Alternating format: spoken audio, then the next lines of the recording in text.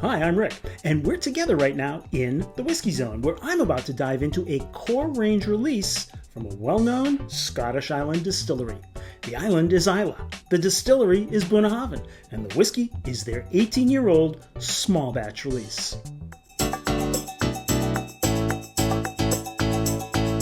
Quick reminder, it's Bunnahabhain.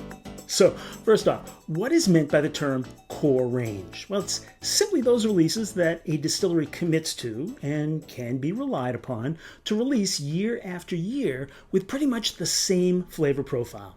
They have enough casks in their warehouses and a dependable recipe to replicate that same whiskey year in and year out.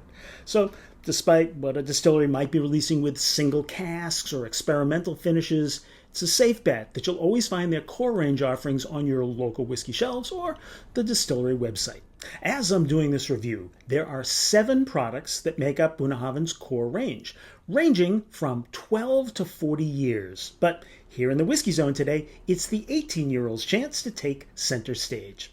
I should also mention that as proof of core range accessibility, every local whiskey retailer in my area that I buy from had the Bunnahabhain 18-year-old available this morning. I'm not very well versed in reading the bottle codes on Bunnahabhain bottles, so I can't speak to which particular batch this one came from, but it is an 18-year-old bottling that I purchased a few months ago. As with most of their other core offerings, this is a non-peated whiskey. It was matured in ex-sherry casks, I don't know what kind, but it was bottled at a decent 46.3% ABV. And one of the nice things about Bunnahabhain is that you can be certain that everything they sell is non-chill filtered and with no added color, earning it a very much appreciated Whisky Zone thumbs up. Now that natural color, it's lovely, isn't it? As you can see, it's got a copper tinge to it, like a burnt amber, or maybe transparent balsamic vinegar. The nose. Cherry syrup. Yep, there's the sherry sweetness. Orange rinds. Prune juice, but with a kick. Almonds. And vanilla. Good nose. Time for the tongue. Effervescent, like a root beer cola mix. Heavily over-reduced raisins. Cinnamon. Definitely some brine. Coffee. And sweet molasses. Now, 46.3 is a decent place to leave a whiskey alone, and the full-bodied mouthfeel has me reviewing with no added water.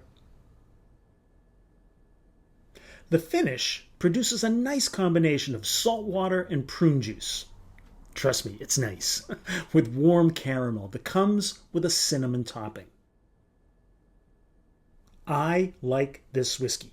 It's got a mature mouthfeel that took me down some very interesting flavor roads and dropped me on a sweet Atlantic beach. I am thoroughly recommending that you give this one a try. But I also have to acknowledge that an 18-year-old whiskey is often considered a premium or luxury purchase, obviously depending on the price being charged.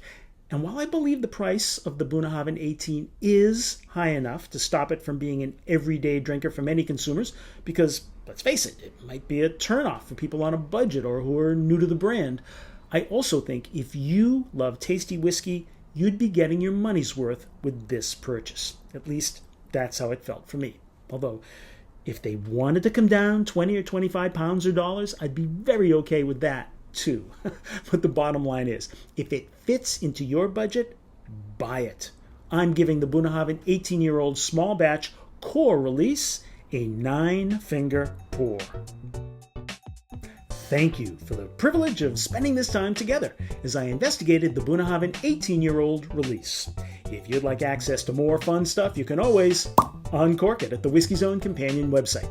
And since we've made it this far together, please be sure to hit subscribe so you can be kept up to date on the latest Whisky Zone videos. So until next time, drink smart, stay safe, and we'll see you again in the Whisky Zone.